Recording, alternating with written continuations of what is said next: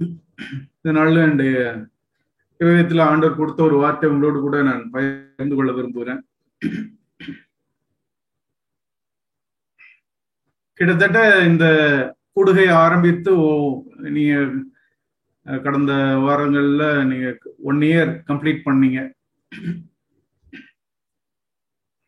அநேக வார்த்தைகளை சத்தியங்களை வெளியில அநேகருக்கு கிடைக்காத இந்த சத்தியங்கள் எல்லாம் நீங்களும் கேட்டுக்கிறீங்க, நானும் அநேக வருடங்கள் கேட்டிருக்கிறேன்.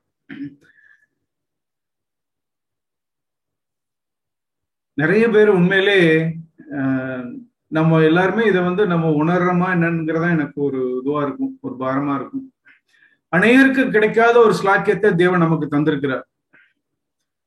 நிச்சயமாகவே இந்த 1 இயர்ல இந்த சத்தியங்களை சகோதரன் சகரியப்பனன் மூலமாக மற்ற சகோதரர்கள் மூலமாக அநேக செய்திகளை நம்ம கேட்டுக்கிறோம். பிராக்டிக்கல் லைஃபுக்கு தேவையான, நம்முடைய தனிப்பட்ட வாழ்க்கையும் சரி குடும்ப வாழ்க்கைக்கு தேவையான வார்த்தைகளை நம்ம நிறையவே கேட்டிருக்கிறோம்.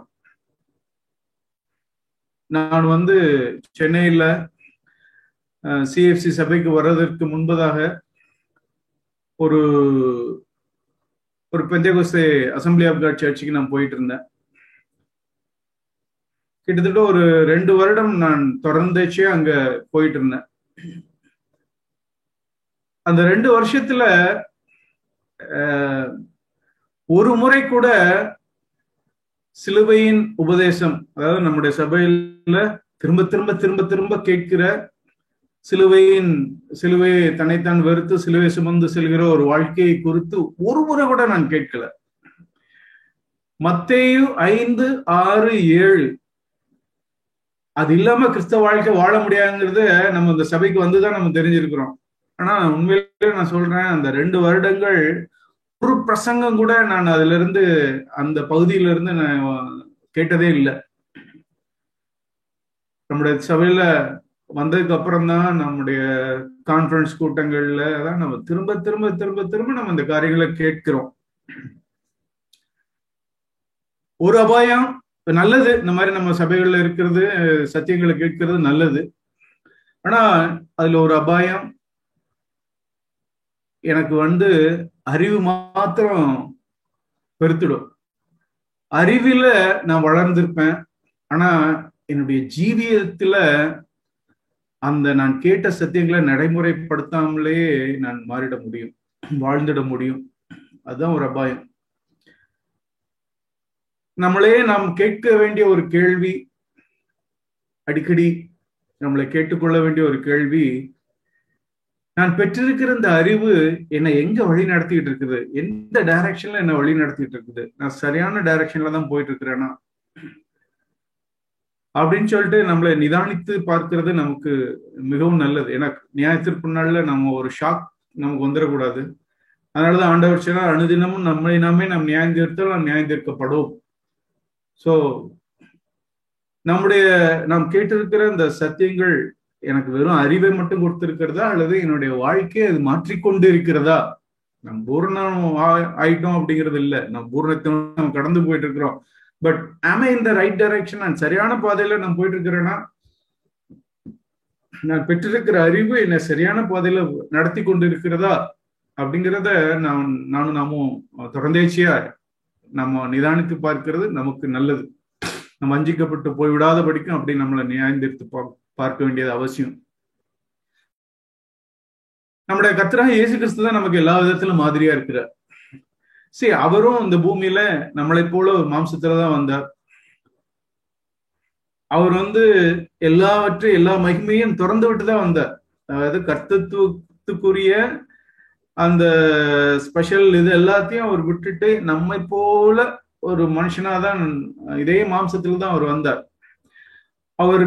அவர் பெற்றிருந்த வேத அறிவு, அவர் கடவுளாய் தேவனாய் இருக்கிறதுனால ஒரு விசேஷமான ஒரு வேத அறிவை பெற்றுக்கொள்ளல. அவரும் சிறு வயதிலே இருந்து வேதத்தை படித்து அப்படித்தான் அவர் சரியாய் எல்லா காரியங்களையும் அறிந்து கொண்டார்.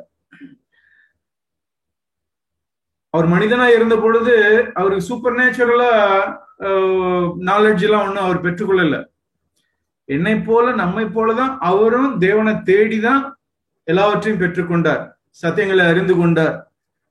பழைய உடன்படிக்கையில கொலை செய்யாதிருப்பாயாக அப்படிங்கிற அந்த சத்தியத்தின் அதை அவர் தேவனிடத்துல தேவனிடத்துல சென்று அவருடைய பாதத்தில் அமர்ந்து வேதத்தை கற்றுக்கொண்டது நிமித்தம் தேவனுடைய என்ன ஆவி அதுக்கு பின்னாடி இருக்குதுங்கிறத உணர்ந்ததுனாலதான் கோபமே படாம இருக்கணும் அப்படிங்கறதான் அவர் கண்டுபிடித்தது. அததான் நமக்கு மலைப்பிரசங்கத்தை இயேசு கிறிஸ்து நமக்கு சொல்லிக் கொடுத்தார்.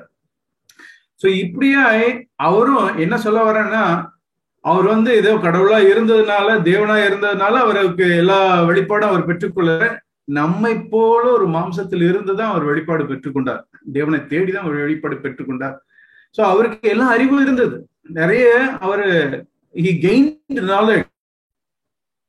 அவர் கெயின் பண்ணின அந்த நாலேஜ் அவரை எங்க வழி நடத்தினது அப்படிங்கிறத நம்ம பார்க்கும் பொழுதுதான் நாமளும் நம்மள நிதானித்து பார்க்க வேண்டியது அவசியமா இருக்குது. அந்த வெளிச்சத்துல இயேசு கிறிஸ்துவுக்கு நிறைய நாலேஜ் இருந்தது. அவருக்கு இருந்த அந்த அறிவு அவரை எங்க வழி நடத்தினது. வேதத்துல, ஆங்கில வேதாமத்துல, இங்கிலீஷ் பைபிள்ல இப்படி ஒரு ஃப்ரேஸ் நான் பார்த்தேன், ஜீசஸ் நோயிங். இந்த 2 வேர்ட், ஜீசஸ் நோயிங், இயேசு இவைகளை அறிந்து. சோ அவருக்கு ஒரு அறிவு இருந்தது. அந்த அறிவு அவர் எங்க வழி நடத்தினது. இந்த ஃப்ரேஸ் ஒரு 4 இடத்துல நான் பார்க்கிறோம், நிறைய இடத்துல இருக்குது, ஒரு 7-8 இடத்துல அந்த ஃப்ரேஸ் வருது. இயேசுவைகளை அறிந்து, ஜீசஸ் நோயிங். ஒரு 4 இடத்தை நான் விசேஷமா காண்பிக்க வருகிறேன். ஏன்னா அந்த கடைசி நாட்களில் வாழ்கிற நமக்கு அது மிக மிக அவசியமானது. நம்மளை நியாயந்திருத்து பார்க்கறதுக்கு அது மிகவும் அவசியமானது என்கிறதுனால் நான் உங்களுக்கு காண்பிக்க விரும்புகிறேன். என்னோடு கூட யோவான் 13ஆம் அதிகாரத்தை நீங்கள் திருப்பிக் கொள்ளலாம். யோவான் 13ஆம் அதிகாரம். இங்கே பார்க்கிறோம், ஆங்கிலத்தில் எப்படி இருக்குன்னா 13:1 வசனத்துல, now before the feast of Passover, Jesus, knowing that his hour had come that he would depart out of this world to the Father, having loved his own who were in the world. The phrase வருது, Jesus knowing that his hour had come. இயேசு, இங்க தமிழ்ல வாசிக்கிறேன், இயேசு உலகத்தை விட்டு பிதாவினிடத்திற்கு போகும்படியான தம்முடைய வேளை வந்ததென்று அறிந்து. இவ்வுலகத்தை விட்டு பிதாவினிடத்திற்கு போகும்படியான தம்முடைய வேளை வந்ததென்று இயேசு அறிந்து. சோ இயேசுக்கு ஒரு நாலேஜ் இருந்தது, நம்ம இந்த பூமியை விட்டு நாம் போறோம் அப்படிங்கிற, என்ன நடக்க போறது அப்படிங்கிற ஒரு அறிவு அவருக்கு இருந்தது. அந்த அறிவு அவரை எங்க வழி நடத்தினது. அவர் சொல்றாரு, அந்த வேளை வந்ததென்று அறிந்து. அந்த வேளை எப்பேற்பட்ட வேலை? ஒரு சந்தோஷமான ஒரு வேலை கிடையாது, அது ஒரு மனமகிழ்ச்சியின் வேலை கிடையாது. நம்ம எல்லாருக்குமே தெரியும் அந்த வேலை, தம்முடைய வேலை வந்ததென்று. எந்த வேலை? இந்த உலகத்திலிருந்து உலகத்தை விட்டு பிதாவினிடத்திற்கு போகும்படியான வேலை. அவர் மறுபடியும் டேக்கிங் ஆஃப். கஷ்டமான ஒரு சூழ்நிலை சகோதர சகோதரிகளே, அவர் இருந்த ஒரு சூழ்நிலை. ஒரு ஒரு ஒரு சரீரத்திற்கோ ஆவிக்கோ ஒரு இளைப்பாறுதலான ஒரு சூழ்நிலை கிடையாது அவர் இருந்த அந்த சூழ்நிலையில. அவர் இருந்த சூழ்நிலை எப்படி இருந்தது அப்படின்னா, அவருக்கு தெரியும், சொல்லப்பட்டிருக்குது, இயேசு அறிந்து. அவருக்கு என்னென்ன நடக்க போறது அப்படிங்கிறத இயேசுவுக்கு தெரியும். என்ன நடக்க போறது? தன் கூடவே 3.5 வருடம் கூட உட்கார்ந்து படுத்து எழுந்து சாப்பிட்டு ஊழியம் செய்த கூடவே இருந்த ஒருவன் தன்னை காட்டி கொடுக்க போகிறான். அப்பேற்பட்ட சூழ்நிலை அது. தன்னை முதுகுல குத்த போகிறான். நம்பிக்கை துரோகியாய் நம்பிக்கை வைத்து 12 பேர்ல அப்போஸ்தலனாய் அழைக்கப்பட்ட ஒருவன் இப்போ என் முதுகுல குத்த போறான். இயேசு அதை அறிந்திருந்தார். அது மாத்திரம் இல்ல, யூதாஸ் ஒரு ஆளு, இன்னொரு ஆளு பேதுரு. பேதுரு தன்னை, இவர் யாருன்னே எனக்கு தெரியாது, 3.5 வருடம் கூட இருந்து வைராக்கியமா, யார் மறுதளிச்சாலும் சரி நான் மறுதளிக்க மாட்டேன் அப்படின்னு சொல்லிட்டு வைராக்கியமா இருந்த அந்த பேதுரு தன்னை, இவர் யாருன்னே எனக்கு தெரியாது, அப்படின்னு சொல்லிட்டு சபிக்கவும் என்னை சபிக்கவும் செய்வான் என்பதை இயேசு அறிந்திருந்தார். இந்த 12 சீஷர்கள் நம்மளை கழட்டி விட்டுட்டு ஓடி போயிடுவாங்க. 11 யூதாஸ் தவிர மீதி இருந்த 11 பேரும் அரெஸ்ட் பண்ண வர வேலையில எல்லாம் துண்டகானம், என் கூட இவ்வளவு வருடங்கள் இருந்தவங்க இப்ப துண்டகானம் துணிய காரணம் ஓடி போறாங்க. அதையும் இயேசு அறிந்திருந்தார். ஒரு இக்கட்டான சூழ்நிலை, யாராவது என் கூட ஜெபம் பண்ண மாட்டாங்களா அப்படிங்கிறத நமக்கே தெரியும். நம்ம ஒரு இக்கட்டான சூழ்நிலை இருக்கும்போது நம்ம அடுத்தவங்களோட ஜெபத்தை நம்ம எவ்வளவா நம்ம அபியாசிப்போம். ஆனா எனக்காக ஜெபம் பண்ணிக்காங்க நம்ம சொல்றோம். இயேசு கிறிஸ்து இந்த சூழ்நிலை one of the toughest place. அவர் கெத்செமனே தோட்டத்துல இருந்த சூழ்நிலை கடினமான சூழ்நிலை. அந்த சூழ்நிலையில போய் தேவனிடத்துல விழுந்து கதறாரு, ஜெபிக்கிறாரு, திருப்பி வராரு, நீங்களே என் கூட இருந்து ஜெபம் பண்ணுங்கப்பா, கொஞ்ச நேரமாவது எனக்கு ஜெபம் பண்ணுங்க, எனக்கு ஐ நீட் யுவர் பிரேயர்ஸ் கெஞ்சுறாரு. ஆனா அதை அவங்க புரிந்து கொள்ள மாட்டாங்க அப்படிங்கறத இயேசுவுக்கு தெரியும். இவங்க நான் ஜெபம் பண்ண சொல்லுவேன், இவங்க எனக்காக ஜெபம் பண்ண மாட்டாங்க. இயேசுக்கு எல்லாம் தெரியும், தன்னுடைய வேலை வந்துருது, இதெல்லாம் நடக்கும்ங்கிறத அவர் தெரிந்தது, அவருக்கு நல்லா தெரியும். அதனாலதான் அவர் ஏற்கனவே அவங்களை உற்சாகப்படுத்தின, ஓகே நீங்க எந்த ஒரு குற்றமான சாட்சியும் அடைஞ்சிடக்கூடாது, இதெல்லாம் நடக்கும் என்று சொல்ல முன்னாடியே நீங்க என்னை விட்டு எல்லாரும் ஓடி போவீங்க, என்னை விட்டுட்டு போவீங்க, ஆனா நான் தனியா இல்லை, நீங்க பயப்படாதீங்க அப்படின்னு சொல்லிட்டு அவங்கள்ட்ட ஏற்கனவே சொல்லிடுறாரு. அவருக்கு எல்லாமே தெரியும்.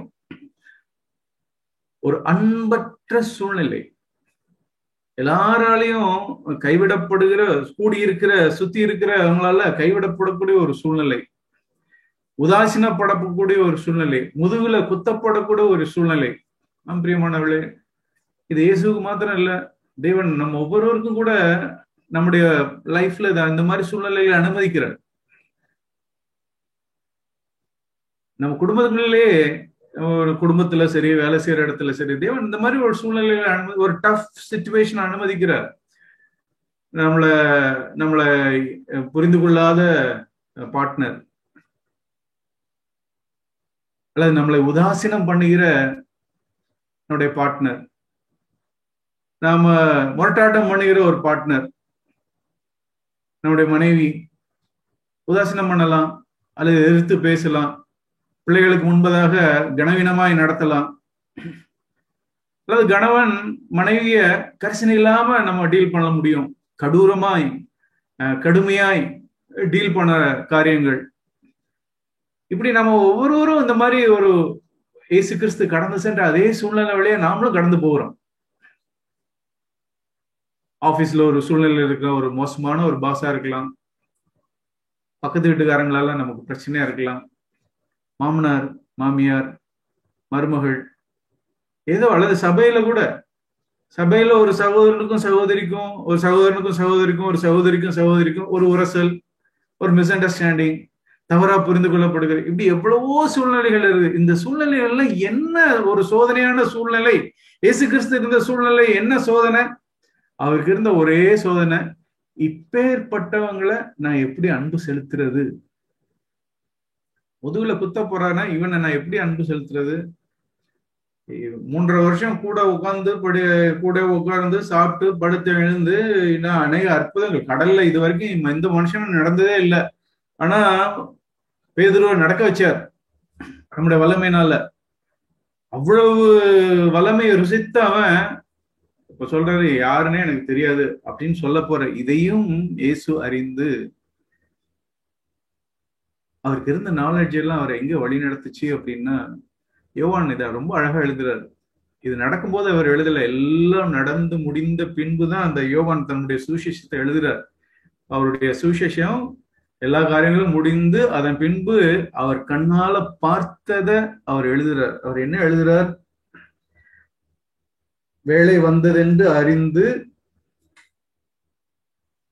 அவர் கண்ணால பார்த்தது, ஆரம்பத்துல எப்படி அன்பு வைத்தாரோ அதே அன்பை முடிவு பரியந்தம் அவர்களிடத்தில் அன்பு வைத்தார். அதான் பியூட்டி.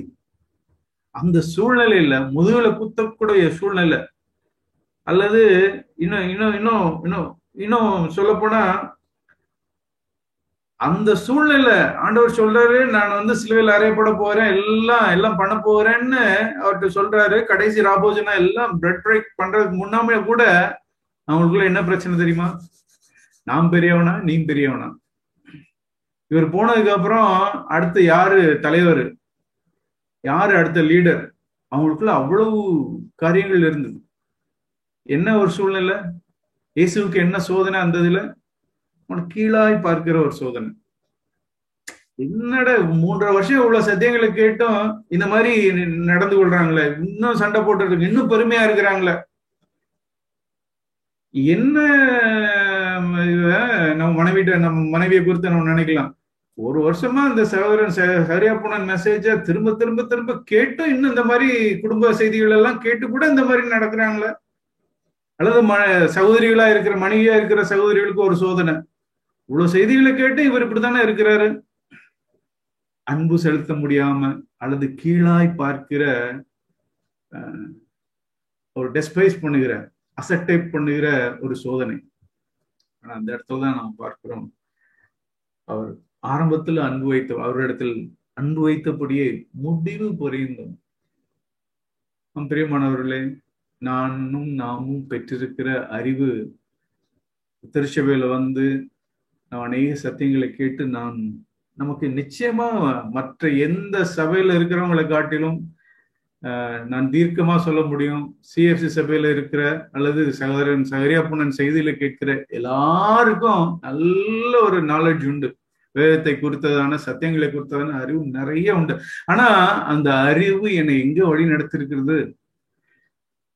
நான் முதல்ல அன்பு வைத்தபடி முடிவு வரைந்தும் அன்பு செலுத்துகிற அந்த இடத்துல அந்த இடத்துக்கு நேரம் என்னை வழி நடத்திட்டு இருக்குதா? ஆண்டவருக்கு அதே சோதனை தான் இருந்திருக்கும். ஆனா அவர் சென்ற வழி எபிரேயர் 5:7 நான் வாசிக்கிறோம். நம்ம எல்லாருக்கும் நம்ம அடிக்கடி நம்ம திருச்சபையில நம்ம கேட்டோம். எபிரேயர் 5:7 இதுதான் அவருடைய வாழ்க்கையினுடைய ரகசியம். எபிரேயர் 5:7 அவர் மாம்சத்தில் இருந்த நாட்டில் தம்மை மரணத்தினின்று ரட்சிக்க வல்லமை உள்ளவரை நோக்கி பலத்த சத்தத்தோடும் கண்ணீரோடும் விண்ணப்பம் பண்ணி வேண்டுதல் செய்து தமக்கு உண்டான பயபக்தி நிமித்தம் கேட்கப்பட்டு, அவருக்கு இருந்த பயம், ஐயோ அன்பற்ற தன்மை என்னிடத்துல வந்துடுமோ, பலத்த சத்தத்தோடும் கண்ணீரோடும் அவருடைய இதயத்துல இருந்து இந்த ஜெபம் போனதுனாலதான் அவர் பயபக்தி நிமித்தம், ஐயோ நான் கீழே பார்த்துருவனோ, இல்ல அவர் பார்க்கல. இயேசு கிறிஸ்து அவங்களை கீழாவே பார்க்கல. அப்பதான் சண்டை போட்டாங்க, அப்பம்பிக்கிறாங்க, அப்பதான் சண்டை போட்டுட்டு இருக்கிறாங்க, நான் பெரியவனா நீ பெரியவனான்ட்டு. ஆண்டவர் யோவான் 17ஆம் அதிகாரத்துல சீஷர்களுக்காக ஜெபிக்கிற பொழுது அவர் சொல்றாரு, 17:6 யோவான் 17:6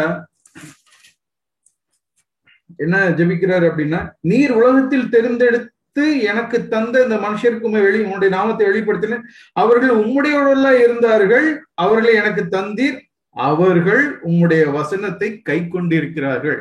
யாரை பார்த்து சொல்றாரு? பிதாவின் இடத்துல. கொஞ்ச நேரத்துக்கு முன்னாடிதான், few hours back, அப்பம்பிக்கிறதுக்கு முன்னாடி, கொஞ்ச நேரத்துக்கு முன்னாடி நான் பெரியவனா நீ பெரியவனான்னு சண்டை போட்டு இருந்தவங்களை பார்த்து அவர் கீழாய் பார்க்கல.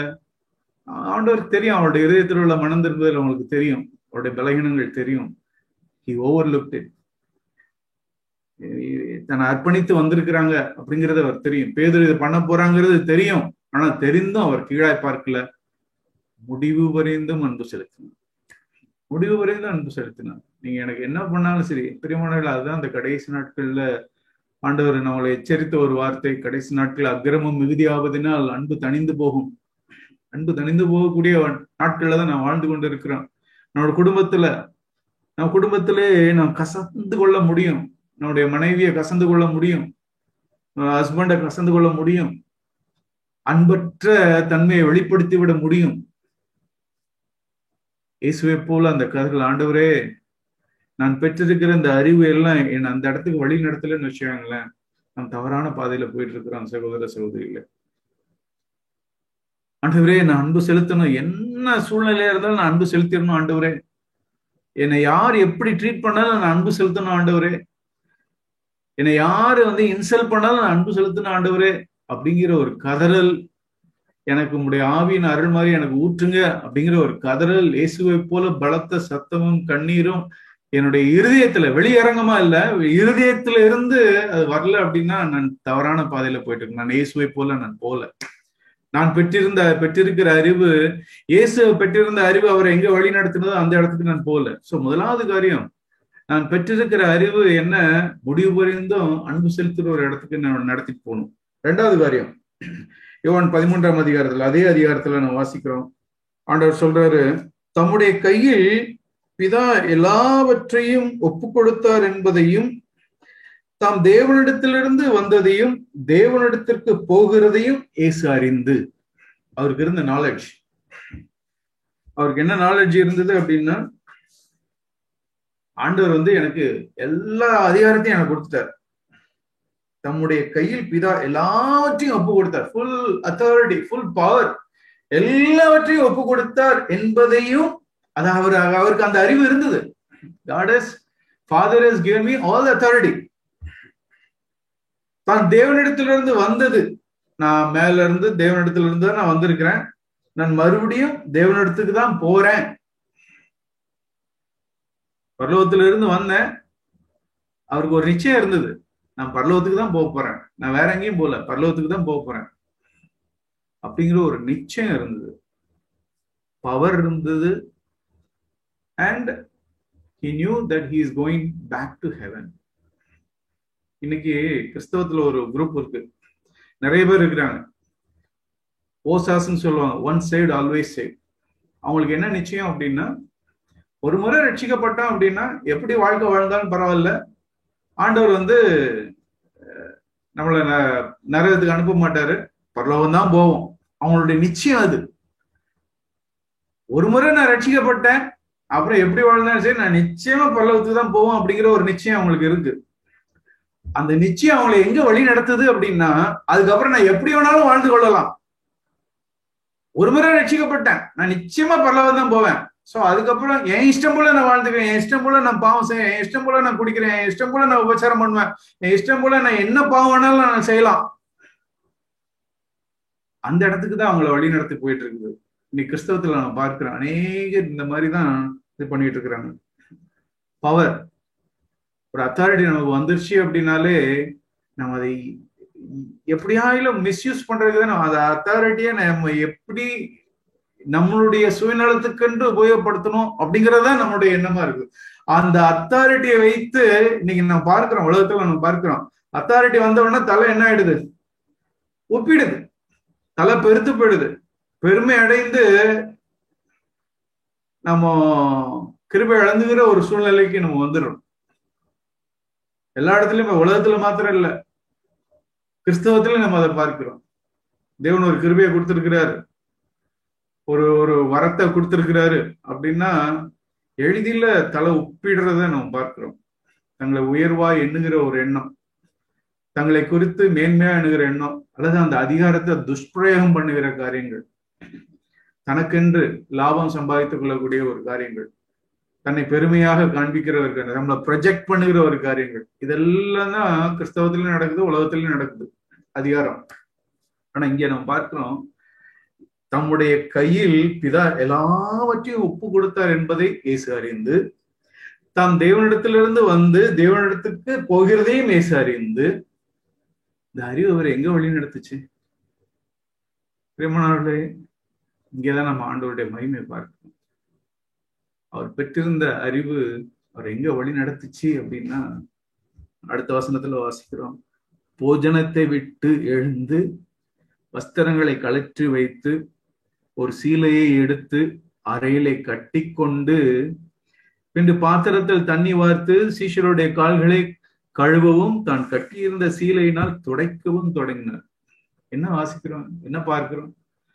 அதிகாரம் இருந்தும் பரலோகத்துக்கு தான் போறேன் அப்படிங்கிற ஒரு நிச்சயம் இருந்தும் இயேசு கிறிஸ்து தன்னை தாழ்த்தினார். அவர் பெற்றிருந்த அறிவு அவரை தாழ்மைக்கு நேராக வழி நடத்தினது. முதலாவது பார்த்தோம், அவர் பெற்றிருந்த அறிவு முடிவுபறிந்த அன்பில நிலைத்திருக்கும்படிக்கு வழி நடத்தினது.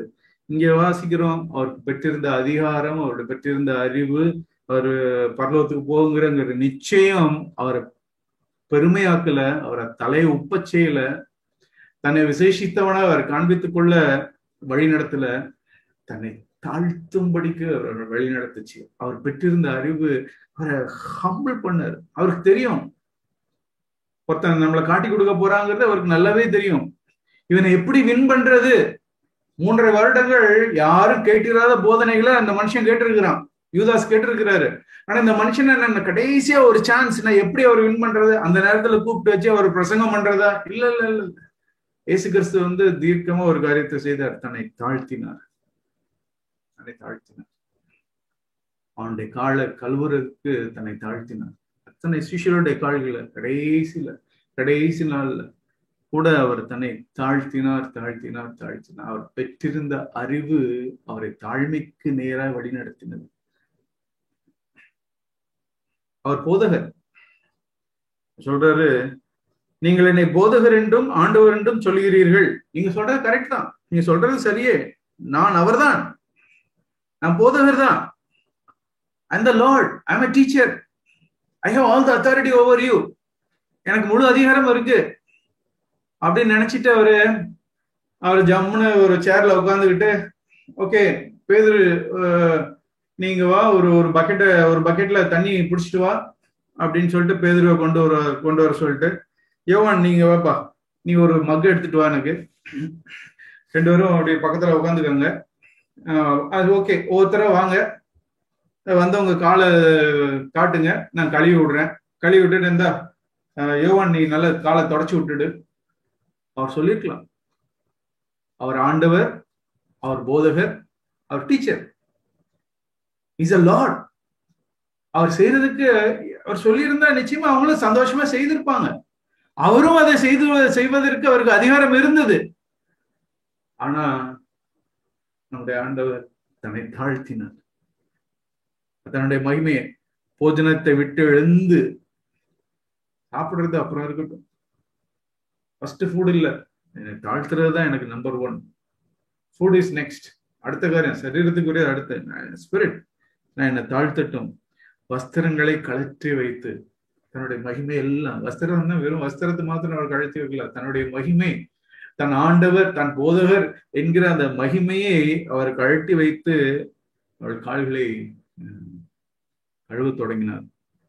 பிரியமானவர்களே, இதுதான் நம்முடைய ஆண்டவராகிய இயேசு கிறிஸ்து. அவர் பெற்றிருந்த அறிவு அவர் அங்கதான் வழி நடத்தினது. இப்ப நம்மள நிதானித்து பார்க்கணும். திருச்சபையில நான் பெற்றிருக்கிற காரியங்கள், நான் பெற்றிருக்கிற அறிவு, சத்தியங்கள், அநேக சத்தியங்களை கேட்டிருக்கிறோம். மனத்தாழ்மையை குறித்து மீண்டும் மீண்டும் கேட்டிருக்கிறோம். ஒரு சகோதரன் என்கிட்ட சொன்னாரு, உங்க சபையில தான் பிரதர் தாழ்மையை குறித்தே பேசுறீங்க, நான் இது வரைக்கும் தாழ்மையை குறித்து எங்கேயுமே கேட்டதே இல்லை பிரதர். நம்ம திருச்சபையில தான் பெருமையை குறித்து நம்ம எச்சரிக்கப்படுகிறோம், தாழ்மையை குறித்து வலியுறுத்தப்படுகிறோம். ஆனா அதை என்ன கேட்டிருக்கிற சத்தியங்கள், இந்த அறிவு எல்லாம் என்னை எங்க வழி நடத்தி இருக்கிறது? என்னை குறித்து உயர்வாய் என்னும்படிக்கு என்னை வழி நடத்திட்டு இருக்கிறார். இவங்களை காட்டிலும் நான் பெட்டர், இந்த சகோதரியை காட்டிலும் நான் பெட்டர், இந்த சகோதரனை காட்டிலும் நான் பெட்டர், இந்த ஃபேமிலியை காட்டிலும் நான் பெட்டர் அப்படிங்கிற இடத்துக்கு தான் என்னை வழி நடத்தி இருக்கிறதா, அல்லது என்னை தாழ்த்தும்படிக்கு, என்னை ஒரு பொருட்டண்டு என்ன நோபடி அப்படிங்கிற ஒரு இடத்துக்கு என்னை வழி நடத்தி இருக்கிறதா? நம்மளை அப்படி நம்மளை வழி நடத்தல அப்படின்னா, பிரியமானவர்களே, நாம் தவறான பாதையில போயிட்டு இருக்கோம். நாம் பெற்றிருக்கிற அறிவு இயேசு கிறிஸ்துவ வழி நடத்தின அந்த இடத்துக்கு நம்மளை வழி நடத்தல, நம்ம வேறு பாதையில நம்ம போயிட்டு இருக்கோம். 3வது ஒரு காரியம், அவருக்கு இருந்த அறிவு. அதே யோவான்ல 18ஆம் அதிகாரத்துல 4வது வசனம், இயேசு நமக்கு நேரிடப் போகிற எல்லாவற்றையும் அறிந்து, அவருக்கு தெரியும் என்ன நடக்க போறது. தோட்டத்துல இருக்கிறாரு, அந்த அங்க இருந்து கெதரோன் என்னும் 1ஆம் வசனத்துல வாசிக்கிறோம், ஆற்றுக்கு அப்புறம் போனார், அங்கே ஒரு தோட்டம் இருந்தது, அதிலே அவரும் சீஷரும் பிரவேசித்தார்கள். அங்க எல்லாரும் வராங்க. யூதாஸ் போர்ச்சவரின் கூட்டத்தையும் பிரதான ஆசிரியர் பரிசேயர் என்புள்ள அனுப்பப்பட்ட ஊழியக்காரையும் கூட்டிக் கொண்டு பந்தங்களோடும் தீவட்டிகளோடும் ஆயுதங்களோடும் அவரிடத்து வந்தார். இயேசு தமக்கு நேரிடப் போகிற எல்லாவற்றையும் அறிந்து, அவர் பெற்றிருந்த அறிவு அவர் எங்க வழி நடத்தினது அப்படின்னா, சிலுவையின் பாதையில தைரியமா செல்றதுக்கு அவர் வழி நடத்துனது. நான் சிலுவையின் உபதேசத்தை குறித்து லூக்கா 9:23, தன்னைத்தான் ஒருவன் என்னை பின்பற்றி வர விரும்பினால் தன்னைத்தான் வெறுத்து சிலுவை எடுத்து என்னை பின்பற்றி வரணும் அப்படிங்கிற சத்தியத்தை நம்ம நிறைய முறை நம்ம கேட்டிருக்கிறோம். அந்த அறிவு நமக்கு இருக்குது. சிஎஃப்சி சபையில சத்தியங்களை சௌரியப்பணன் மூலமா கேட்ட புத்தகங்களை படித்த எல்லாருக்கும் இந்த அறிவு, சிலுவையின் வாழ்க்கை ஒண்ணு இருக்கிறது. லூக்கா 9:23 அதுதான் கிறிஸ்துவ வாழ்க்கையின் அடிப்படை. லூக்கா 14:25-26 அதுதான் சீஷத்துவ வாழ்க்கை. அறிவு இருக்குது. ஆனா இந்த அறிவு என்னை எங்க வழி நடத்தி இருக்கிறது? இயேசு தமக்கு நேரிட போகிற எல்லாவற்றையும் அறிந்து தனக்கு என்ன நடக்க போறது அவருக்கு தெரியும். சரீரத்துல ஒரு வேதனை அனுபவிக்க போறாருங்கிறது அவருக்கு தெரியும். ஆவியிலேயே அதை விட கொடுமையான ஒரு வேதனை அனுபவிக்க போறாருங்கிறது தெரியும். கெத்செமனே தோட்டத்துல அதுக்குதான் கதறினார், ஐயோ தேவனோடு கூட உள்ள உறவு அருந்து விடுமே. அதுதான் அவர் கதறினார், பிதாவே இந்த பாத்திரம் என்னை விட்டு நீங்க கூடுமானா நீங்க தயவா எடுத்து போட்டுடுங்க, ஆனாலும் என்னுடைய சித்தம் இல்லை. அவருக்கு தெரியும் இதுதான் நடக்க போறது. என்னை போல நம்மளை போல மாம்சத்துல இருந்தாருங்கிறத நம்ம ஒரு நாள் மறந்துடக்கூடாது. நான் என்னை போல நம்மை போலவே அவரும் ஒரு மாம்சத்துல தான் இருந்தார். அதே மாம்சத்துல தான் இருந்தார். நம்முடைய மாம்சம் என்னத்தை நினைக்கும் நமக்கு தெரியும். ஒரு கஷ்டமான சூழ்நிலை வந்துட்டனால எப்படா இதுல இருந்து எஸ்கேப் ஆகும், எப்ப இந்த பிரச்சனை முடியும், நம்மளால அதுல எஸ்கேப் ஆறதுக்கு ஒரு வழி இருந்தது அப்படின்னா டக்குன்னு எஸ்கேப் ஆறதுக்கு தான் நம்ம பார்ப்போம். ஆனா இங்க பார்க்கிறோம், எல்லாவற்றையும் அறிந்து அது ஒளிஞ்சு ஓடல. வாசிக்கிறேன், எதிர்கொண்டு போய் பேஸ் பண்ணார். எதிர்கொண்டு போய் அவர்களை நோக்கி யாரை தேடுறீங்க அப்படியே ஒப்பு கொடுத்தார். அந்த சிலுவையின் பாதைக்கு சிலுவையின் வழிக்கு தன்னைத்தான் வெறுத்து அவர் அப்படியே விட்டு கொடுத்தார். அந்த பாதையில நடக்கிறதுக்கு தன்னை அப்படியே விட்டு கொடுத்தார். அதை ஏற்றுக்கொண்டார் சிலுவையை. அவர் எஸ்கேப் ஆகல. ஆனா அதே இடத்துலதான் நம்ம வாசிக்கிறோம், அந்த சிலுவையை எடுக்க விரும்பாத எல்லா அறிவையும் பெற்றிருந்த 3.5 வருடங்கள் சிலுவையின் உபதேசத்தை குறித்து எல்லாவற்றையும் அறிந்திருந்த பேதுருவோ நமக்கு தெரியும். அவர் அடுத்த டக்குன்னு என்ன பண்ணாரு, டக்குன்னு ஒரு வாழை எடுத்தார். வாழை எடுத்து சொல்லிட்டார். ஒருத்தன் காதை கொடுத்தோன்னு நினைச்சாரு, காதோட போயிடுச்சு. 2 பேருக்கும் அதே அறிவு இருந்தது. சிலுவையின் உபதேசத்தை ஒருத்தர் போதிச்சார், ஒருத்தர் கேட்டிருக்கிறார், ஒருத்தர் கடைபிடித்து போதிச்சார், இன்னொருத்தர் அதை நிறைய 3.5 வருஷங்கள் கேட்டாரு. ஆனா கேட்ட பின்பு 2 பேருடைய இதை பார்க்கிறோம். ஒருவர் பெற்றிருந்த அறிவு அவரை அந்த சிலுவையை தைரியமா ஃபேஸ் பண்றதுக்கு வழி நடத்தினது. ஆனா இன்னொருத்தர் பெற்றிருந்த அறிவு அவரை எங்க வழி நடத்தினது அப்படின்னா, சிலுவைக்கு நேரம் வழி நடத்தல, டக்குன்னு எடுத்து வாழை எடுத்து சொல்லட்டுறதுக்கு. நான் பெற்றிருக்கிற அறிவு என்னை எப்படி, நான் யாரை பின்பற்றுகிறவனா இருக்கிறேன்? நான் இயேசுவை பின்பற்றுகிறவனா இருக்கிறேனா, அல்லது நான் பேதுருவை நான் பின்பற்றுகிறவனா இருக்கிறேனா? பேதுரு, அதாவது பெந்தேகோஸ்துக்கு நாளுக்கு முன்னாடி உள்ள பேதுருவை நான் பின்பற்றுகிறவனா இருக்கிறேனா? வாழெடுத்து சொல்றேன்னா, பதிலுக்கு பதில் நான் பேசுறேனா? என்னை யாராவது சீண்டாங்கன்னா நான் பதிலுக்கு நான் சீன்றேனா? அல்லது ஆண்டவரை போல நான் அதை ஏற்றுக்கொள்றதுக்கு, ஆண்டவரே எனக்கு உதவிச்சிங்க, இது வழியா போய், ஆண்டவரே என்னுடைய சித்தம் இல்ல, என் மாம்சத்தை விரும்பல, ஆனா உம்முடைய சித்தம், எனக்கு உதவிச்சிங்க, என்னை பலப்படுத்துங்க. நான் பெற்றிருக்கிற அறிவு, பிரியமானவர்களே, நாம் பெற்றிருக்கிற அறிவு நம்மள இந்த பாதைக்கு நம்மளை வழி நடத்தும். அப்படி இல்லை அப்படின்னா நிச்சயமாகவே நம்ம வஞ்சிக்கப்பட்டிருக்கிறோம், நம்ம தவறான பாதையில நம்ம போயிட்டு இருக்கிறோம். அறிவை பெற்றிருந்தும் நான் தவறான பாதையில தான் நம்ம போயிட்டு இருக்கோம். கடைசியா இன்னொரு காரியத்தை நான் காண்பிக்க விரும்புகிறேன். யோவான் 19ஆம் அதிகாரம். நம்ம பார்த்தோம், ஆண்டவர் பெற்றிருந்த அறிவு அவரை முற்றுமுடிய அன்பு செலுத்துகிற ஒரு இடத்துக்கு கொண்டு போச்சு. மனத்தாழ்மையா இருக்கிற ஒரு இடத்துக்கு, தாழ்மைக்கு நேரா வழி நடத்தினது. சிலுவையின் பாதையில அவரை வழி நடத்தினது. 4வதாய் 19ஆம் அதிகாரம், யோவான் 19:28வது வசனம். அதன் பின்பு 19:28 யோவான். அதன் பின்பு எல்லாம் முடிந்தது என்று இயேசு அறிந்து. இப்ப என்ன அறிவு அவருக்கு? எல்லாம் முடிஞ்சிருச்சு. இந்த இயேசு கிறிஸ்து இந்த பூமிக்கு எதுக்கு வந்தாரு? மனுஷர்களை ரட்சிக்கிறதுக்காக, உலகத்தை ரட்சிக்கிறதுக்காக வந்தாரு. தன்னுடைய ஜீவனை கொடுக்கறதுக்காக வந்தாரு. ரத்தம் சிந்தி ஒரு பாவ மன்னிப்பை நமக்கு உண்டு பண்ணணும், மனுஷங்களை ரட்சிக்கணும், இழந்த மகிமையை அவங்க பெற்றுக்கொள்ளணும், தேவனோடு கூட உள்ள உறவு மனுஷனுக்கு சரி பண்றதுக்கு ஒரு வழியை நான் ஆயுதம் பண்ணி கொடுக்கணும், அவனுடைய பாவங்கள் எல்லாம் மன்னிக்கப்படணும். இதுக்குதான் இயேசு கிறிஸ்து இந்த பூமிக்கு வந்தார். வந்து சிலுவையில, நமக்கு தெரியும் 19வது அதிகாரத்துல அவரை சிலுவையில அரைஞ்சிட்டாங்க.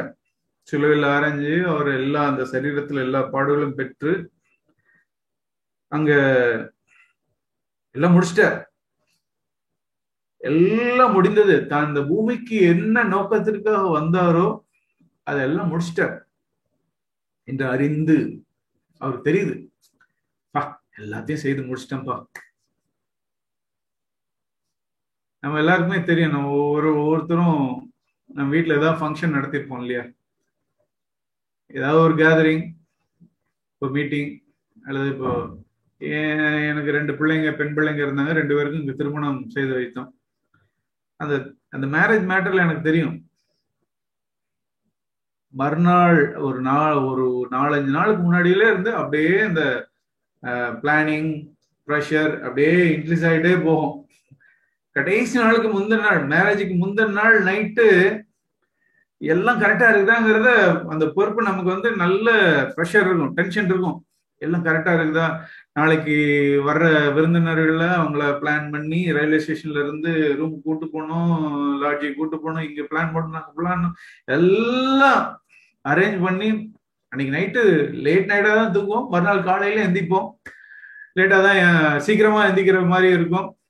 ஓகே, மேரேஜ் முடிஞ்சு மத்தியம் எல்லாருக்கும் சாப்பாடு கரெக்டா இருக்கணுமே, இதெல்லாம் முடிஞ்சு எல்லா டென்ஷனும் முடிஞ்சு எல்லாம் முடிஞ்சதுக்கு அப்புறம் செட்டில்மெண்ட், கேஷ் செட்டில்மெண்ட் எல்லாருக்கும் கொடுத்து முடிச்சதுக்கு அப்புறம் வீட்டுக்கு வந்த உடனே அப்பாடா எப்படி இருக்கும், எல்லாம் முடிஞ்சிருச்சுப்பா அப்படின்னு சொல்லிட்டு நம்மளுடைய மைண்ட் எங்க இருக்கும்? 2 நாளா சரியாவே தூங்கல, நல்ல ரெஸ்ட் எடுப்போம். See, that is what a human we think. நம்ம அப்படிதான் நினைப்போம், எல்லாம் முடிஞ்சிருச்சு, ரிலாக்ஸ். இயேசு கிறிஸ்து இந்த பூமிக்கு ஒரு காரியத்தை செய்யறதுக்காக வந்தாரு. ஆனா எல்லாம் முடிஞ்சிருச்சு, ரட்சிப்புக்கு தேவையான முழு விளக்கரைத்தையும் அவர் செலுத்தி முடிச்சிட்டாரு. சிலுவையில தொங்கிட்டு இருக்காரு, எவ்வளவு வலி வேதனை. சிலுவையில அவர் சோஃபால படுத்துட்டு இருந்து இந்த மாதிரி நினைக்கல, எல்லாம் முடிஞ்சிருச்சு அப்படின்னு சொல்லிட்டு என்ன மாதிரி அவர் நினைக்கல.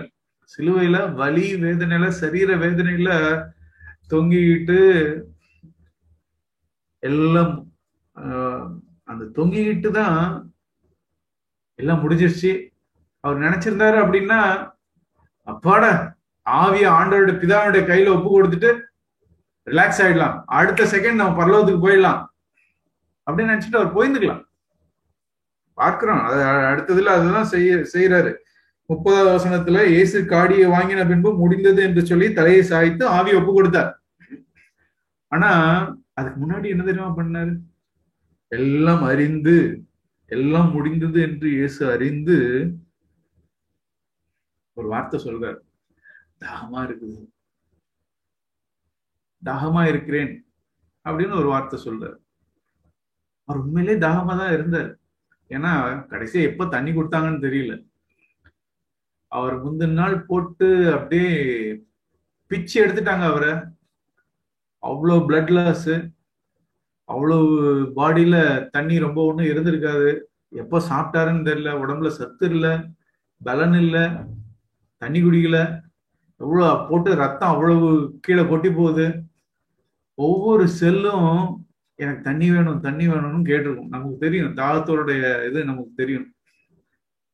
ஆனா அந்த பலி வேதனையில எல்லாம் செய்து முடித்தாயிற்று என்று அறிந்த பின்பு கூட அவர் என்ன தெரியுமா யோசிச்சுட்டு இருந்தாரு? அவரு தாகம் தான் இருந்தது, பசிதான் இருந்தது. ஆனா அவர் தாகமா இருக்கிறேங்கிறதுக்காக நான் தாகமா இருக்கிறேன்னு சொல்லல, எனக்கு தண்ணி கொடுங்கன்னு அவர் கேட்கல. வேத வாக்கியம் நிறைவேறத்தக்கதாக என்னை குறிச்சு என்ன காரியம் எழுதப்பட்டு இருக்கிறது? பிதாவே, நான் என் உயிரை விட போறேன், என் ஆவியை நான் ஒப்பு கொடுக்க போறேன். இன்னும் என்னை குறித்து எழுதப்பட்டிருக்கிற காரியம் ஏதாவது நான் நிறைவேற்றாம இருக்கிறேன்னா, நான் கீழ்ப்படியாம இருக்கிறேன்னா, புத்தக சுருளிலே என்னை குறித்து எழுதியிருக்கிறதே நான் ஏதாவது மிஸ் பண்ணியிருக்கிறேன்னா, அவருடைய அறிவு அவர் எங்க வழிநடத்தினது என்றால், நான் இன்னும் என்ன காரியங்களை நான் கீழ்ப்படியல, இன்னும் நான் எதை நான் கீழ்ப்படியணும் பிதாவே. அவ்வளவு வழி வேதனையிலையும் அவருடைய இருதயத்துல அந்த ஒரு பாரம் தான் இருந்தது. ஆவியை விட்டுட்டு ஃப்ரீ ஆயிடலாம், பட் இஸ் இட் நோ, இன்னும் ஏதாவது இருக்குதா? நான் அப்படி யோசித்து பாக்குறேன், பிதாவே நான் கீழ்ப்படியாத காரியம் ஏதாவது இருக்குதா, என்னை குறித்து எழுதப்பட்டு இந்த காரியம் ஏதாவது நான் விட்டுருக்கிறேன்னா, மிஸ் பண்ணிருக்கிறேன்னா. ஞாபகம் வருது, தாகமா இருக்கிறேன்னு நான் சொல்லணும் அப்படின்னு ஞாபகம் வருது. தாகமா தான் இருந்தாரு, ஆனா அதுக்காக அவர் சொல்லல, வேத வாக்கியம் நிறைவேறத்தக்கதா கீழ்ப்படியலாம். பிரியமானவர்களே, நம்ம ஆண்டவருடைய இருதயத்தை, பிதாவுடைய இருதயத்தை நன்கு உணர்ந்திருந்தார். நமக்கு எல்லாருக்கும் தெரியும், 1 சாமுவேல் 15ஆம் அதிகாரம் 22வது வசனத்துல, 1 சாமுவேல் 15:22 நம்ம எல்லாருக்குமே தெரிந்த ஒரு வார்த்தை. பலியை பார்க்க 2வது பகுதியில அதற்கு சாமுவேல், கர்த்தருடைய சத்தத்திற்கு கீழ்ப்படுகிறதை பார்க்கிலும் இந்த சர்வாங்க தகனங்களும் பலிகளும் கர்த்தருக்கு பிரியமா இருக்குமோ, பலியை பார்க்கிலும் கீழ்ப்படிதலும் ஆட்டுக்கடாக்கணில் நினைத்தை பார்க்கிலும் செவி கொடுத்தலும் உத்தமம். ஆண்டவர் அந்த அவருடைய அறிவு அவரை எங்க வழி நடத்தினது என்றால், பலியை பார்க்கிலும் கீழ்ப்படிதல். தன்னை பலியா தான் கொடுக்கிறார், பலியா தான் அவர் கொடுத்துட்டு இருக்கிறார் உலகத்துக்காக. ஆனா பலியை பார்க்கல, எல்லாம் முடிச்சிட்டோம் அப்படின்னு அவர் க்ளோஸ் பண்ணிடல. நோ, பலியை காட்டிலும் கீழ்ப்படிதல் முக்கியம். நான் ஆண்டவருக்காக நான் என்னென்ன சேவை செய்யறேன், நான் பிரசங்கம் பண்றேன், நான் சபையில இந்த காரியத்தை செய்யறேன், நான் இது பண்றேன் அது பண்றேன், ஆண்டவருக்காக நான் இதை செய்யறேன், கொடுக்குறேன், காசை கொடுக்குறேன். நோ, அவர் பெற்றிருந்த அறிவு அவர் எங்க வழி நடத்தினது என்றால், பலி அல்ல. பலி ஃபர்ஸ்ட் ப்ரையாரிட்டி இல்ல, ஆஃபரிங் ஃபர்ஸ்ட் ப்ரையாரிட்டி இல்ல, ஆண்டவருக்கு ஒரு காரியத்தை செய்யறது ப்ரையாரிட்டி இல்ல, கீழ்ப்படுகிறது. என்ன குறித்து என்ன எழுதப்பட்டிருக்கிறது, வேத வாக்கியத்துக்கு நான் கீழ்ப்படியணும். அந்த வார்த்தைக்கு அப்படியே கீழ்ப்படுங்க. பலியை பார்க்கலும் பிதாவுக்கு கீழ்ப்படிவதுதான் முக்கியம். அதனாலதான் அவர் தாகமா இருக்கிறேன்னு சொல்லி சொன்னார். எல்லாம் முடிஞ்சிருத்தது. நான் வாசிக்கணும், நமக்கு தெரியும் சவுலோட அதே அதிகாரத்துல நான் வாசிக்கிறோம். ஆண்டவர் போய் இதை செய்யின்னு சொன்னாரு, எல்லாத்தையும் மடங்கடிச்சிட்டு அமலைக்கேறனாரு, ஒரு ஆடு மாடு எதையும் விடாது அப்படின்னாரு. அரைங்குறையமா கீழ்ப்படிந்தான். ஆனா அரைங்குறையமா கீழ்ப்படிஞ்சிட்டு அவர் என்ன பண்ணினாரு அப்படின்னா, 12வது வசனத்துல வாசிக்கிறோம், அதே அதிகாரத்துல அவர் போய் ஒரு ஜெயக்குடியை நாட்டினார், ஒரு ஜெயஸ்தம்பத்தை. நான் போராடி நான் ஒரு போர்ல வென்றுட்டேன் அப்படின்னு சொல்லிட்டு 15ஆம் அதிகாரம் 1 சாமுவேல் 15:12 வாசிக்கிறோம். போய் ஜெயக்கொடியை நாட்டிட்டு போறார். அவருடைய எண்ணெல்லாம் அதான் இருந்து, செய்து முடிச்சிட்டோம் அப்படின்ன உடனே அவர் அப்படி தன்னை உயர்த்தி தான் அவர் காண்பிக்கணும்னு நினைச்சார். ஆனா நம்முடைய ஆண்டவராக இயேசு கிறிஸ்துவ நாம் பார்க்கிறோம், அவருடைய மகிமை, அவர் பெற்றிருந்த அறிவு, அவர் நான் மேலான ஒரு கீழ்ப்படினேன். இன்னும் நான் என்ன காரியங்களை கீழ்ப்பட வேண்டி இருக்குது, இதாவே நான் இன்னும் என்ன என்ன செய்ய வேண்டி இருக்கிறது, இன்னும் உனக்கு பிரியமானதை நான் எதை செய்யணும். ஆம் சகோதர சகோதரிகளே, அவர் பெற்றிருந்த அறிவு இயேசுவை இந்த இடத்துக்கு தான் வழி நடத்தினது. நான் பெற்றிருக்கிற அறிவு என்னையும் உங்களையும் இந்த இடத்துக்கு வழி நடத்தல அப்படின்னா, அடவே நான் கீழ்ப்படியறதுக்கு நான் என்ன கீழ்ப்படியாத காரியங்களை எனக்கு உதவி செய்யுங்க, நம்ம போல நான் கீழ்ப்படியணும் அப்படிங்கிற ஒரு கதறல், அந்த கதறல் நம்ம இடத்துல இல்லை அப்படின்னா we are going in the wrong direction. தவறான பாதையில நம்ம போயிட்டு இருக்கோம். நான் பெற்றிருக்கிற அறிவு, பிரியமானவர்களே, நம்ம மேன்மை பாராட்டிக் கொள்ள வேண்டாம். நான் பெற்றிருக்கிற அறிவு இருமாப்பை தான் உண்டாக்கும். ஆனா ஆண்டவர் பெற்றிருந்த அறிவு அவரை எங்க வழி நடத்தினது, முடிவுபுரிந்து அன்பு செலுத்துறதுக்கு, யாரையும் கசந்து கொள்ளாத மன்னிக்கிற அன்பு செலுத்துகிற அந்த இடத்துக்கு தான் அவரை வழி நடத்தினது. மனத்தாழ்மையா இருக்கும்படிக்கு அவர் வழி நடத்தினது, சிலுவையின் பாதையில நடக்கும்படிக்கு அவர் வழி நடத்தினது. கீழ்ப்படுகிற பலியை காட்டிலும் கீழ்ப்படுதல் தான் முக்கியம் அப்படிங்கிற ஒரு மேலான ஒரு கீழ்ப்படுதலுக்கு நேராக தான் அவரை வழிநடத்துவது அவர் பெற்றிருந்த அறிவு. இந்த வாழ்க்கை சாத்தியமா? இப்படி நான் வாழ முடியுமா? இந்த ஒரு வாழ்க்கை அவரை போல நான் அன்பு செலுத்த முடியுமா? அவரை போல நான் மனத்தாழ்மையை நான் இருக்க முடியுமா? அவரை போலவே நான் சிலுவையின் பாதையில நான் செல்ல முடியுமா? அவரை போலவே நான் கீழ்ப்படியும், என்ன வலி வேதனை இருந்தாலும், எவ்வளவு நெருக்கமான சூழ்நிலை இருந்தாலும் எனக்கு கீழ்ப்படுகிறது எனக்கு பிரதானமா இருக்கிறதா, அல்லது காம்ப்ரமைஸ் பண்ணிக்கிற மாதிரி நான் ஆயிடுறேன்னா? இயேசு கிறிஸ்து ஒரு வார்த்தை சொன்னார் யோவான் 14ஆம் அதிகாரத்துல, அருமையான ஒரு வாக்கு தத்துவம். ஏப்பா இவ்வளோ இந்த வாழ்க்கை, இந்த மாதிரிலாம் வாழ்க்கை நமக்கு சாத்தியமா? ஆண்டவர் சொன்னார் 14:12 யோவான் 14:12, மெய்யாகவே மெய்யாகவே நான் உங்களுக்கு சொல்கிறேன். ஆண்டவர் சொல்றாரு. ஒரு லெட்டர் எழுதணும்னா, நம்ம இந்தியாவில் பேப்பர்ல ஒரு லெட்டர் எழுதுவோம், யாருக்காவது இது பண்ணணும் அப்படின்னா, கவர்மெண்ட் அஃபீஷியல்ஸ்க்கு லெட்டர் எழுதணும் அப்படின்னா கையில ஒரு ஒயிட் பேப்பர்ல எழுதும். கீழே என்ன போடுவோம்? யுவர் சின்சியர்லி, யுவர்ஸ் ட்ரூலி, ஏதாவது ஒன்று போடுவோம். அந்த யுவர்ஸ் ட்ரூலிங்கிறத எத்தனை தடவை நம்ம எழுதுவோம்? ஒரு தடவை எழுதுவோம். Your sincerely, yours truly. நான் ஆண்டவர் இங்க போட்டாரு, ஒரு தடவை போடல, 2 தடவை போட்டாரு. மெய்யாகவே மெய்யாகவே, ஆங்கிலத்துல இருக்கும், truly truly I say to you, yours truly அப்படின்னு ஒரு தடவைக்கு 2 தடவை என்ன சொல்றாரு? உண்மையா மெய்யா என்ன சொல்றாரு? நான் என் பிதாவினிடத்துக்கு போறேன், போகிறபடினால் என்னை விசுவாசிக்கிறவன் நான் செய்கிற கிரியைகளை தானும் செய்வான். What a wonderful promise. அவர் முடிவு புரிந்து அன்பு செலுத்தினது போலவே என்னை விசுவாசிக்கிறவன் அவனும் செய்வான், அவனும் முடிவு புரிந்து அன்பு செலுத்துவான். நான் எப்படி மனத்தாழ்மையா இருந்தேனோ சாகர நாள் வரைக்கும், அதே மாதிரி மரண பரியந்தம் மனத்தாழ்மையா இருக்க முடியும். எப்படி சிலுவையின் பாதையில நான் நடந்தனோ அதே பாதையில நீங்களும் நடக்க முடியும், நீயும் நடக்க முடியும். அதே போல நான் எப்படி கீழ்ப்படிந்தனோ, நான் எப்படி பிதாவினிடத்துல அன்பு செலுத்தி நான் கீழ்ப்படிந்தனோ, அதே போல நான் செய்கிற கிரியைகளை தானும் செய்வான். கிரியைகள் அப்படின்னா வெறும் ஊழியம் மாத்திரம் இல்ல, அவர் வாழ்ந்த வாழ்க்கை. ஏன்னா அதுக்கு முன்னாடி வசனங்கள்ல அதான் சொல்வார், வாழ்க்கை குறித்து தான் சொல்வார். நான் உங்களுடனே சொல்கிற வார்த்தைகள் வசனங்கள் என் சுயமாய் சொல்லல. நான் எதுவும் நான் சுயமாய் சொல்லல, எதுவுமே நான் சுயமாய் செய்யல. இந்த கிரியைகளை நான் செய்யல, என் வாசமா இருக்கிற பிதாவானவரே இந்த கிரியைகளை செய்து வருகிறார். அவர் லைஃபை குறிச்சு தான் பேசுறார். பேசுகிற காரியங்கள், செய்கிற காரியங்களை குறித்து, லைஃப் குறிச்சு தான், பிராக்டிக்கல் லைஃப் குறித்து தான் அவர் பேசிட்டு இருக்கிறார். சோ நான் செய்கிற கிரியைகளை செய்வான், இவளை பார்க்கலும் பெரிய கிரியைகளையும் செய்வான். எவ்வளவு வண்டர்ஃபுல் ப்ராமிஸ். ஆண்டவர் ஒரு தடவை இல்ல 2 தடவைக்கு அந்த வார்த்தை சொல்றாரு.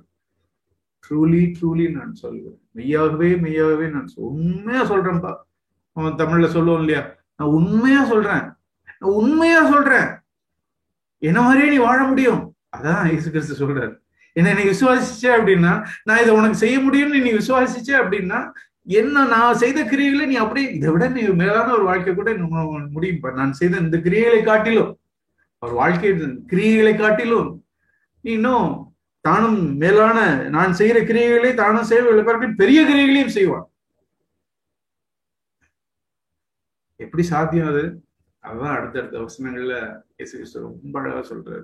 பிரியமானவர்களே, அந்த பலத்த சத்தமும் கண்ணீரும் நம்முடைய இருதயத்துல, இயேசு கிறிஸ்துவுக்கு இருந்த அந்த பலத்த சத்தமும் கண்ணீரும் நமக்கு வேணும். அவர் அப்படிதான் பெற்றுக்கொண்டார், அவர் அப்படிதான் அந்த வாழ்க்கையை வாழ்ந்தார். அவருக்கும் அன்பு செலுத்துறது என்ன போல எனக்கு என்ன கஷ்டமோ அதே கஷ்டம் தான் அவருக்கும். தன்னை தாழ்த்துறது எனக்கு என்ன கஷ்டமோ நமக்கு என்ன கஷ்டமோ அதே கஷ்டம் தான் அவருக்கும். ஆனா அவர் பலத்த சத்தத்தோடும் கண்ணீரோடும், ஆண்டவரே எனக்கு பிதாவினிடத்துல அவர் வேண்டி, பயபக்தியினால வேண்டி அவர் பெற்றுக்கொண்டார். இப்போ எனக்கு என்ன சொல்றாரு அப்படின்னா, அடுத்த வசனத்துல இந்த வாழ்க்கையை நான் எப்படி வாழ்றதுக்கு எனக்கு ஆண்டவர் வாக்கு கொடுக்கிறாரு பாருங்களேன். நீங்கள் என் நாமத்தினாலே எதை கேட்கிறீர்களோ குமாரனில் பிதா மகிமைப்படும்படியாக அதை செய்வேன். என் நாமத்தினால நீங்க எதை கேட்கிறீங்களோ, இந்த வாழ்க்கை வாழணும் அப்படின்ட்டு நீங்க கேட்டீங்க அப்படின்னா, நம்ம எதுக்கோ இந்த வாக்கு தத்துவத்தை நம்ம யூஸ் பண்றோம். நமக்கு நல்ல ஒரு வேலை கிடைக்கணும், நம்ம பிள்ளைங்களுக்கு நல்ல ஸ்கூல்ல அட்மிஷன் கிடைக்கணும், நல்ல ஒரு மேரேஜ் செட்டில் ஆகணும். இந்த வார்த்தைகளை ஆண்டவரே நாமத்தினாலே எதை கேட்டாலும் நீங்க செய்வேன்னு வாக்கு பண்ணியிருக்கீங்க ஆண்டவரே, எனக்கு கொடுத்துருங்க ஆண்டவரே அப்படின்னு சொல்லிட்டு அந்த வாக்குத்தத்தை நம்ம கிளைம் பண்றோம். ஆனா என்ன கான்டெக்ட்ல ஆண்டவர் சொல்றாரு? உலக பிரகாரமான ஆசீர்வாதங்களுக்காக அவர் சொல்லல, என் நாமத்துல எதை வேணாலும் கேளுங்க அப்படின்ட்டு. என்னை நான் செய்த கிரியைகளை, நான் வாழ்ந்த வாழ்க்கையை நீ வாழ்றதுக்கு என் நாமத்தினால நீ எதை கேளு நான் உனக்கு தரேன். நீ பலத்த சத்தமும் கண்ணீரும் உன்னுடைய இருதயத்துல இருந்து வந்தது அப்படின்னா நான் அதை நிச்சயமா செய்வேன். ஒரு தடவை சொல்லல ஆண்டவர், 2 முறை அதே வாக்கு தத்துவத்தை கொடுக்கிறார். அடுத்த வசனம், என் நாமத்தினாலே நீங்கள் எதை கேட்டாலும் நான் அதை செய்வேன். ஆண்டவர் திரும்ப திரும்ப நம்மள எவ்வளவு என்கரேஜ் பண்றாரு. ஆனா நான் என்னத்தை கேட்கணும்? நான் எப்படி இந்த வாழ்க்கையை நான் வாழ முடியும்? ஏதோ ஒரு சத்தியத்தை கேட்கணும், ஒரு பிரசங்கத்தை கேட்கிறோம், அதனால நான் வாழ்ந்துட முடியுமா? நோ நோ நோ, அப்படி வாழ முடியாது. பிரசங்கத்தை கேட்கறதுனால வாழ்ந்தோம் அப்படின்னு நம்மளோட சுயபலத்தினாலதான் நம்ம வாழணும். நம்ம எப்போ கீழ்ப்படிறது நமக்கு ஈஸியா இருக்கும் அப்படின்னா, நம்ம யாரை அதிகமா நேசிக்கிறோமோ அவங்க சொல்றதெல்லாம் நம்ம கீழ்ப்படிஞ்சிடும். யார் இடத்துல அன்பு கூறுகிறோமோ அவங்க என்ன சொன்னாலும் நம்ம செய்யறதுக்கு ரெடியா இருக்கும். அதனாலதான் ஆண்டவர் சொல்றாரு, நீங்கள் என் இடத்துல அன்பா இருந்தால் என் கற்பனைகளை கை கொள்ளுங்கள். எனக்கு என்ன தேவை? என்னுடைய இருதயத்துல அன்பு வேணும். என்னுடைய இருதயத்துல அவர் குறித்து அன்பு இருந்ததுன்னா நான் கீழ்ப்படுகிறது எனக்கு எளிதா இருக்கும். பிராக்டிகல் லைஃப்ல நம்ம தான் வாசிக்கிறோம், நம்ம அதான் பார்க்கிறோம். நான் யாரை நேசிக்கிறோம் அவங்க என்ன சொன்னாலும் நம்ம செய்வோம். நம்ம பிள்ளைய நேசிச்சோம் அப்படின்னா பிள்ளை கேட்கிற காரியம், நம்ம மனைவி நேசிச்சோம் அப்படின்னா அவங்க சொல்ற காரியத்தை நம்ம செஞ்சிடறோம். யாரை நேசிக்கிறோமோ அவங்க சொல்றதை நம்ம செஞ்சிடும். நீங்கள் என்னிடத்தில் அன்பா இருந்தால் என் கற்பனைகளை கைக்கொள்கள். சோ நான் எதுக்கு ஜெபிக்கணும் நமக்கு தெரியாது. என்ன ஜெபிக்கணும் அப்படிங்கிறத ஆண்டவரே நமக்கு சொல்றாரு. உங்களுக்கு என்ன தேவை அப்படின்னா, நான் பிதாவை வேண்டிக் கொள்கிறேன். 16வது வசனம், உங்களுக்கு ஒரு ஹெல்ப்பர் தேவை, உங்களுக்கு ஒரு உதவியாளர் தேவை. இது நீங்க இந்த அன்பை உருவாக்க முடியாது. உங்களுக்கு ஒரு உதவியாளர் தேவை, தேற்றரவாளன் தேவை, உங்களை என்கரேஜ் பண்றதுக்கு ஒரு ஆள் வேணும், உங்களை பலப்படுத்துகிறதுக்கு ஒரு ஆள் வேணும். உங்களுக்கு பரிசுத்த ஆவியானவர் தேவை. பரிசுத்த ஆவியானவருடைய அபிஷேகம், இந்த வல்லமை உங்களுக்கு தேவை. நீங்க அதை கேளுங்க. இதுதான் கிறிஸ்தவ வாழ்க்கையினுடைய ரகசியம். இயேசுவை போல வாழ்கிற வாழ்க்கைக்குரிய ரகசியம் இதுதான். பரிசுத்த ஆவியானவருடைய நிறைவு. அப்பதான் நான் அவர் வாழ்ந்தது போல நானும் வாழ முடியும். அப்புறம் இந்த வாழ்க்கை சாத்தியம். ஒருவேளை நம்ம நாளைக்கே இன்னைக்கு நைட்டு ஓவர் நைட்ல அது நடக்கும் நம்ம இது பண்ண வேண்டாம். நடக்கலையே அப்படின்னு சொல்லிட்டு நம்ம சோர்ந்து போக வேண்டாம். பட் நம்ம இந்த பாதையில நம்ம வேற வழியில போயிருந்தோம் அப்படின்னா, ஆண்டவரே நான் இன்னைக்கு இந்த பாதைக்கு நான் வந்துடுறேன் ஆண்டவரே. நான் பெற்றிருக்கிற அறிவு உண்மை எங்க வழி நடத்தினதோ அதே இடத்துக்கு என்ன வழி நடத்தின ஆண்டவரே, எனக்கு உதவி செய்யுங்க. நான் விசுவாசிக்கிறேன், நீங்க வாழ்ந்த வாழ்க்கை என்னால வாழ முடியும். நான் விசுவாசிக்கிறேன், பரிசுத்த ஆவியானவர் பலத்தினால இதை வாழ முடியும் நான் விசுவாசிக்கிறேன். என்ன அபிஷேகிங்க, என்னை பலப்படுத்துங்க. இந்த பலத்த சத்தமும் கண்ணீரும் ஒவ்வொரு நாளும் ஒவ்வொரு சோதனை வேளையிலும் நமக்கு இருக்கும் என்றால், பிரியமானவர்களே, இந்த வாழ்க்கை நமக்கு சாத்தியம். நம்ம இப்படியா நம்ம அந்த வாழ்க்கையை நம்ம வாழ முடியும். அதான் ஆண்டவர் நமக்கு வாக்கு பண்ணியிருக்கிறார். சோ பரிசுத்த ஆவியானவருடைய நிறைவை தேடும். இந்த உதவியாளர் நமக்கு இந்த வாழ்க்கையை வாழ்வதற்கு நமக்கு சபையில கேட்கிற சத்தியங்கள் நம்முடைய சொந்த பலத்தினால ஒரு நாள் வாழவே முடியாது. அவங்களுடைய பலத்தினாலதான் வாழ முடியும். தேவன் நமக்கு உதவி செய்வார். அப்பேற்பட்ட ஒரு வாழ்க்கையை நாம் வாஞ்சிப்போம், நாம் தேடுவோம். நிச்சயமாய் நாம் சங்கீதத்துல சொல்ற அவள் நாடின துறைமுகத்தை கொண்டு போய் விட்டார். நம்ம எதை தேடுறோமோ அந்த இடத்துக்கு, அந்த வாழ்க்கைய அந்த இடத்துக்கு தேவன் நம்மளை கொண்டு போய் விடுவார். பரிசுத்த ஆவியானவர் மூலமாக கர்த்தர் நம்ம ஒவ்வொருவருக்கும் உதவி செய்வாராக. ஆமென்.